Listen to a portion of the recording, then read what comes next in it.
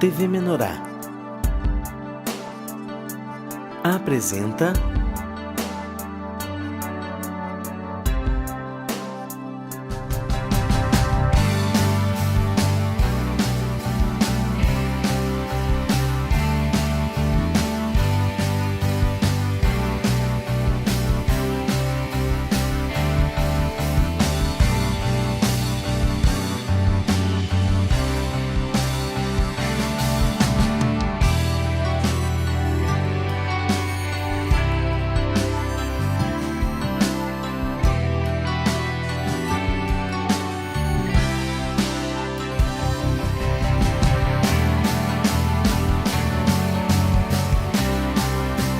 De Bem com o Pão. Olá, irmãos! Começando mais um De Bem com o Pão. Hoje com duas entrevistadas aqui comigo. Michele Vilela, aí do Rio de Janeiro, passando aqui uma temporada conosco em Barueri. E também Laís Friedrich. Acertei, que depois a pessoa que vai corrigir lá, sabe?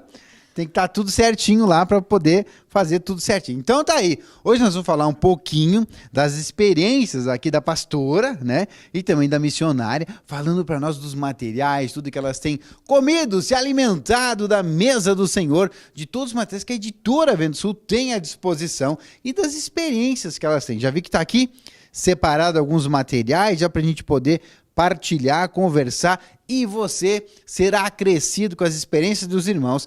Quem sabe aí qual é o material que você está precisando? Quem sabe ouvindo o testemunho, as experiências, você vai saber qual o material que é importante para você neste momento. É claro que nenhum material deixa de ser importante, digo desses que estão à disposição através da editora Vento Sul, porque foi tudo feito, tudo planejado aqui, organizado esses materiais, que são grandes auxílios para levar você a uma comunhão perfeita com o teu Deus e assim você ser participante das bodas do Cordeiro. Estamos aqui, irmã Michele, já. O que tu compartilha com a gente? Estou vendo aqui alguns materiais, né? O que tá neste momento, o que tá correndo nas veias espirituais aí, né? Com a alimentação que está nutrindo a irmã. Amém. Então, separei alguns materiais aqui que têm trabalhado comigo esse ano, né? A partir do momento que eu cheguei aqui em Barueri, que foi em janeiro. E tudo começou, né? Por causa desse seminário aqui, que é o Partilhando das Nossas Fraquezas, né? Porque eu sou uma pessoa muito fechada e era muito difícil, era impossível sentar e compartilhar algo meu com algum irmão, até com as pessoas da família, né? Pai, mãe, marido, né? Uma pessoa que eu não me abria, né? Não queria compartilhar as minhas fraquezas, uma maneira que eu tinha de me resguardar, de me armar, para que eles não pudessem usar aquilo contra mim. Na verdade, acho que no fundo era isso. E aí eu comecei a reter toda a minha fase cristã, né? Eu sempre reti. E eu estava ouvindo muito, né? Que a gente deveria compartilhar e Sim. tal. Daí a gente, mas eu vou compartilhar. Daqui a pouco aquele irmão pega e vai espalhando por aí. Eu já não sou de compartilhar. Quando compartilha, acontece... Bateu aquele medo, assim, vai que isso circula. Daí eu falei, então, já que eu não gosto de compartilhar, é melhor então não compartilhar. Eu dobro o meu joelho, né? Confesso para Deus e deu. Mas aí Deus, graças a Deus, trouxe esse seminário, né? Onde... disse que a gente tem que compartilhar as nossas fraquezas, né? A gente tem que se expor, né? Para que a gente tem que se humilhar. A gente precisa do Ministério da Palavra, mas a gente também precisa do auxílio do corpo, né? E então eu orei, eu falei assim, decidi no meu coração que então eu ia compartilhar as minhas fraquezas. Tá, mas e agora com quem? Daí eu comecei a orar e Deus me mostrou um vaso, né? Que eu fosse chegar até ela e dizer, olha, Deus me mostrou, na época do seminário mesmo, a gente estava correndo o seminário, daí eu falei, aproveitando o seminário, Deus já me mostrou, né, que tu é o vaso escolhido para que eu compartilhe as minhas fraquezas. Já partilhou com o vaso? Né.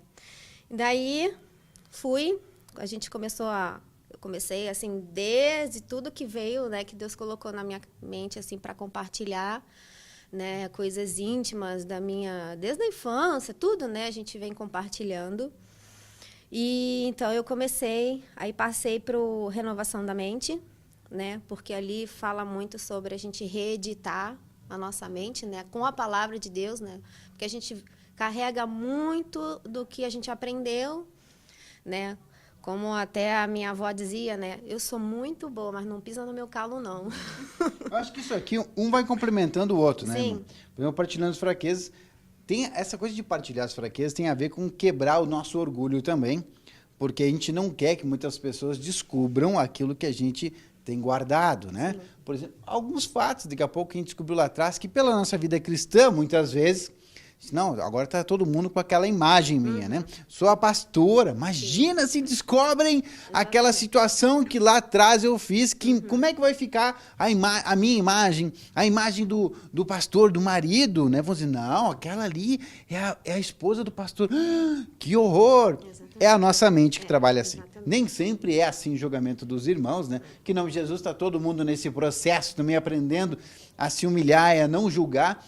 Mas na nossa mente fica isso aí. E daí vem esse seminário partilhando as fraquezas, que é realmente uma marreta, né? Como diz aquele versículo lá, o martelo que esmiuça a penha. Sim. Eu quase vejo isso aqui, né? Isso que a capa desse CD podia ser um martelo esmiuçando a penha, né? Podia ser assim uma coisa... Bah! E aquilo lá realmente é o que vai nos destruindo, porque a gente tem que se humilhar para poder confessar o que tinha, né? Olha, tem um problema aí. E como disse a irmã, né? Primeiro porque eu não gosto de conversar com ninguém.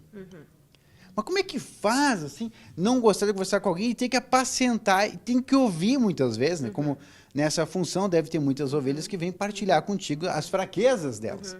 Como é que é ouvir as fraquezas das ovelhas e, ao mesmo tempo, não sentir aquela liberdade de assim, ó, eu também passei por isso, então eu vou compartilhar contigo. Não, porque como é que eu vou dizer que eu passei por aquilo? Como é que ficava isso para ti no apacentamento, assim? Deus me colocou em várias situações que na hora que eu estava compartilhando com a irmã, era como se eu estivesse compartilhando. Né? Era uma situação assim que eu via que Deus estava trabalhando lá, mas estava trabalhando muito aqui. Né? Porque nem terapia eu nunca quis fazer.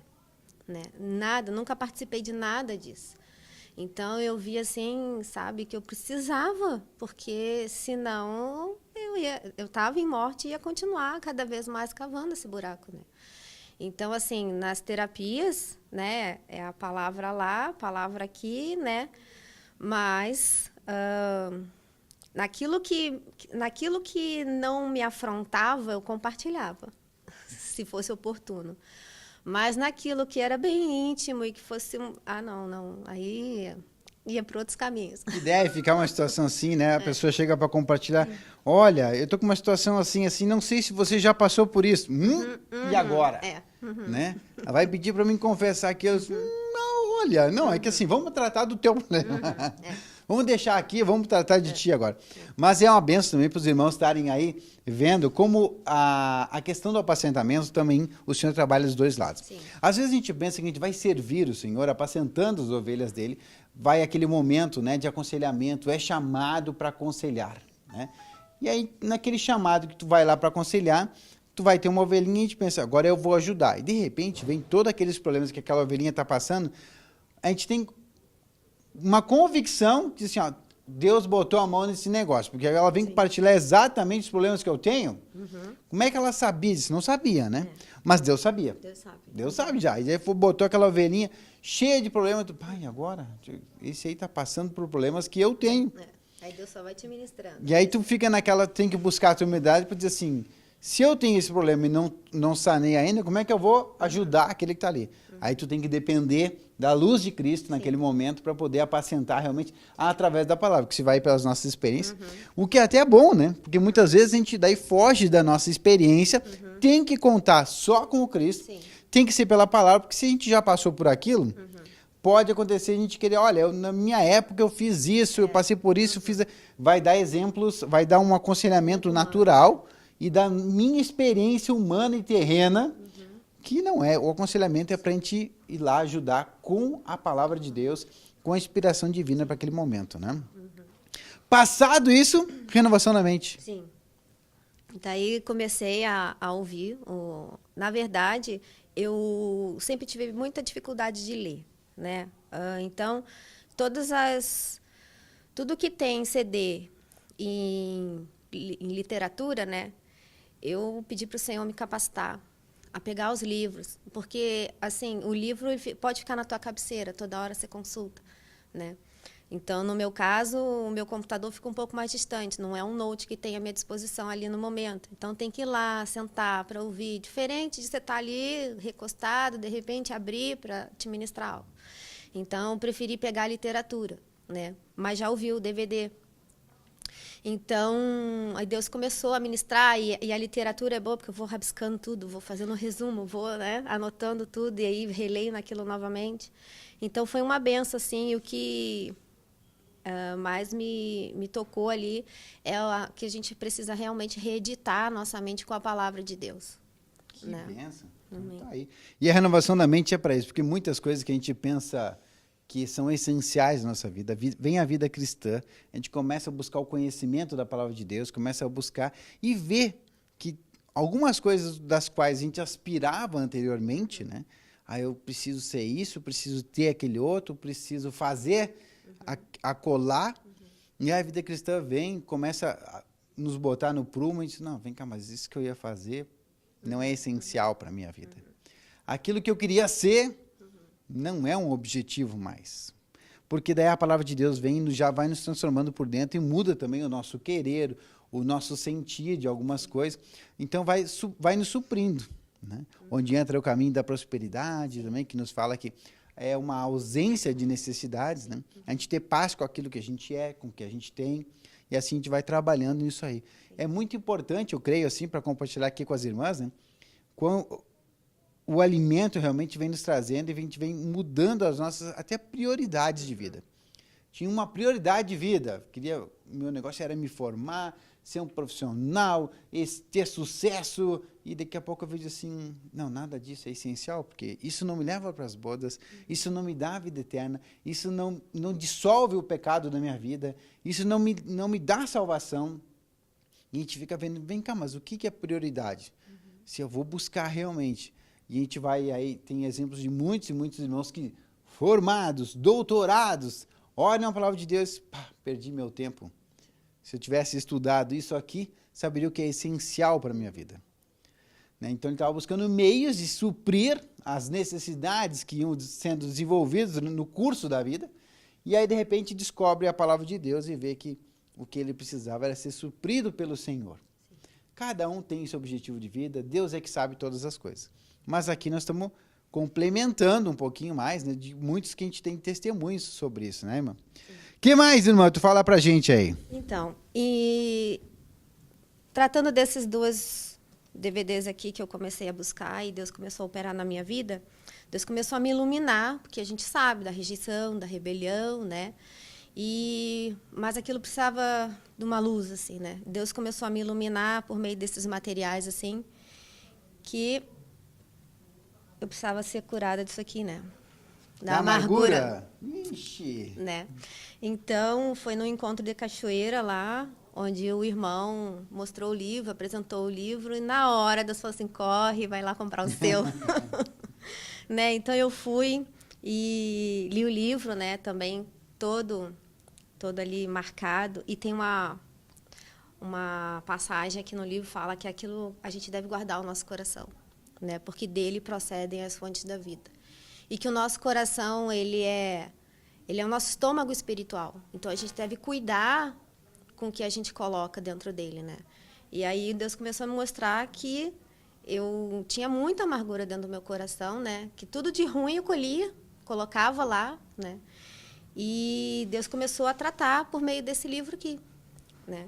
O dano da amargura. Sim, e aí também, junto com esse livro, Deus começou a me mostrar também uma coisa que é essencial para a nossa vida, que é a nossa base para a gente se consagrar ao Senhor, né? Que a gente precisa descobrir que Deus nos ama, né? E eu conheço isso, mas a minha vida não é baseada nisso, né? Então, eu precisava, para ser curada da amargura, para renovar minha mente, para ser curada, eu precisava descobrir, né, que realmente Deus me ama, né? Porque se a gente parar para pensar, se for pregar, a gente sabe pregar. Que Deus, como é que Deus nos amou, né? Mas a gente não tem essa realidade, né? Aí essa obra que Deus está fazendo no meu coração e está rendendo frutos, graças a Deus. Glória a Deus. Irmã, e o que tu vê aqui?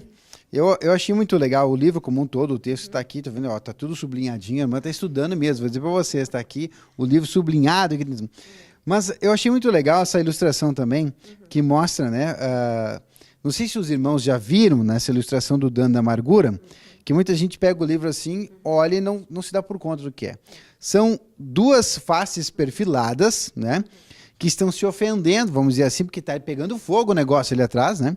E aí essas ofensas aprisionam os corações. Então, que interessante é isso aqui também. E nós vamos continuar falando com você sobre o livro da amargura, sobre a renovação da mente, sobre o seminário aqui, partilhando as nossas fraquezas, né? Tá aqui. Já, depois do intervalo, 5 minutinhos, voltamos em seguida. De Bem com o Pão.